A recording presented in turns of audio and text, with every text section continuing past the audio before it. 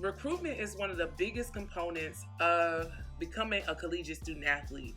Now, there are so many pieces to this puzzle, and like during this time, you get all the praise and admiration, all the attention.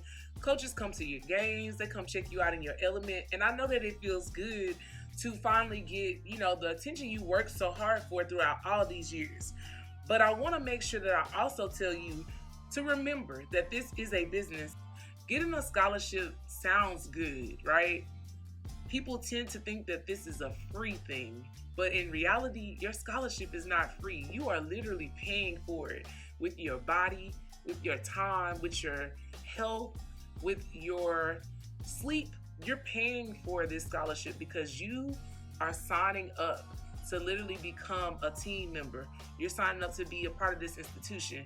So that means that as soon as you sign, you're pretty much like committing to abide by their rules and regulations. Like you're agreeing to their rules and regulations. And so you need to make sure that whoever you come in partnership with is going to be an institution and a group of coaches that's going to develop you and help you to become the best version of yourself. Ultimately, everything that's happening is going to happen rapidly. So it's important for you to know what you're looking for in an institution and in a coach, so you'll be able to catch the red flags whenever you're in conversation with these coaches. I want to remind you that collegiate sports is a multi-billion-dollar industry that's built on the back of student athletes. And unfortunately, right now, there's so many things that needs to be fixed in this industry. Things are changing slowly, but they're not where they're supposed to be yet. So while we wait on things to shift, we have to make sure that we're alert and aware of the things that may cause us to make the wrong decision during recruitment. And one of the biggest things is making sure that the institution and the coach that you choose is the best fit for you. So I wanted to give you a few things you should look out for when it comes to recruitment. There are coaches that really, really care about student athletes. They took the job because they wanted to find that diamond in the rough. They want to develop individuals, and they want to make these kids or make you a better individual, a better person, somebody who contributes to the world and really becomes a well-rounded individual. And then you have some coaches that really focus on fulfilling a specific need. Now, don't get me wrong, your talent and your skill set is what attracted the coaches to you. But what separates a good coach from a bad coach is what they focus on. A good coach is going to focus on making sure that you have good character. They're going to make sure that you are the type of person who can be trusted, a real team player. They're going to challenge you. They're going to ask you to go above and beyond what you put out there. Even if you are a star, they're going to challenge you. And during recruitment, you can identify these types of coaches by the things that they ask you. A good coach is going to ask you, what do you see? Where do you see yourself in the next few years? What do you want out of life? They're going to ask you, what is your purpose and your why? Like, who are you doing it for? They're going to ask you about your character. They're going to challenge you to change things that could be detrimental to you in the future. Now, a bad coach is going to come to your house and just give you all the roses, right? They're going to tell you about their amazing facilities. They're going to tell you about their alumni who have gone to the pros. They're going to show you all the glitz and the glam of being a student athlete at their institution. So it means like talking about the apparel you'll get, the shoes you'll get, all of the things that talk about the outside appearance of you. Bad coaches or coaches who don't care about developing you will never go beyond the surface level. They're only going to focus on the things that will grab you instantly and keep you captive. Bad coaches will literally come sit on your couch and lie to your face. They will straight up tell you a lie just to get you to commit. They sell you this great grand dream, but they fail to tell you that your commitment to the team and your responsibilities will keep you from utilizing all of the perks that they just told you about in the dream.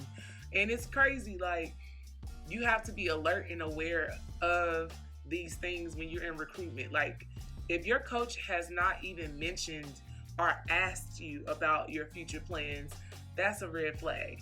If they don't even talk to you about you. Like if they're just telling you what they can offer you, but they're not interested in hearing what you want or hearing what you think is important, that's a red flag.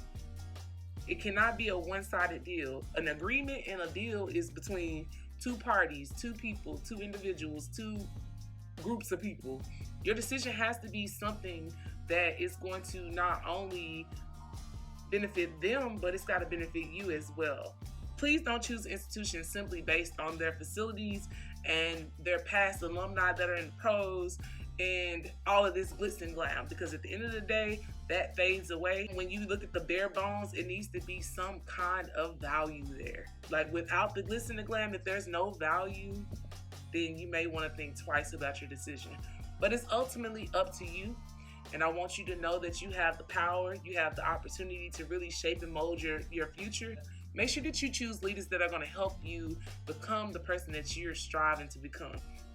So as you go throughout this recruitment process, I want you to remember that this is a business, and you need to make sure that whoever you choose, whatever institution you choose, is the best fit for you and the goals that you have. Here's a few examples of great coaches.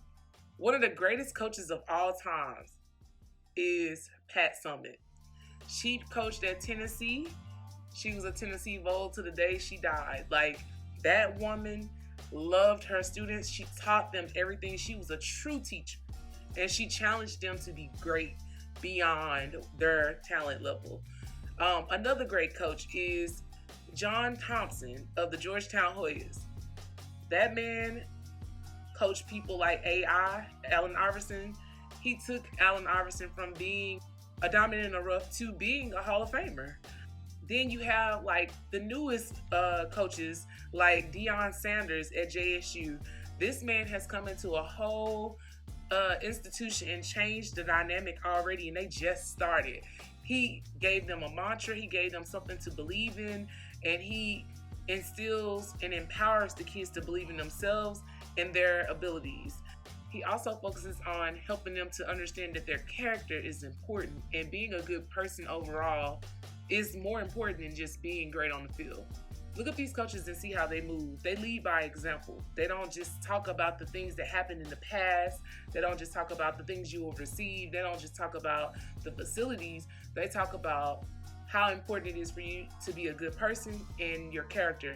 And they talk about how they're going to develop you and help you get to the next level.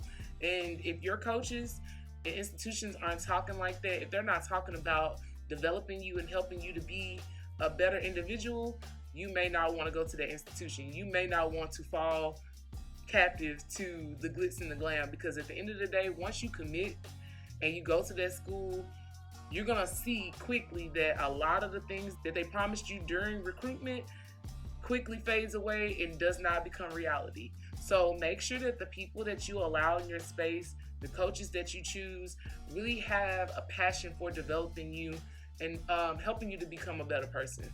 Because at the end of the day, you're going to be a student athlete for a certain amount of time, and it's going to come a time when you have to like go to the next level.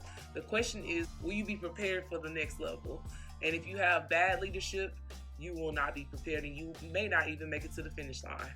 So y'all, make some boss moves and make sure that you are taking ownership of your experience by making sure that you look at your coaches, look at your institution, and make sure that they fit you and fit the things that you have in mind for your life. All right, y'all, until next time, stay focused, keep grinding, and respect the process.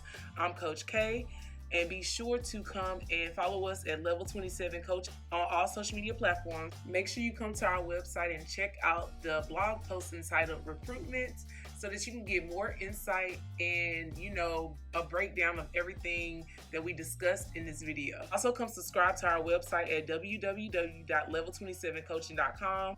And last but not least, make sure that you pray about every connection, pray about every interaction, pray before you even meet the coaches. Ask God to lead you in the way that you should go, and to place you in the location that He wants you to be in. Because ultimately, you need that approval from Him first, and you need to get that confirmation from your coaches that they're on the same wavelength as you. So, y'all be blessed. Take your time and make the decision that is best for you. All right, talk to you later. Bye.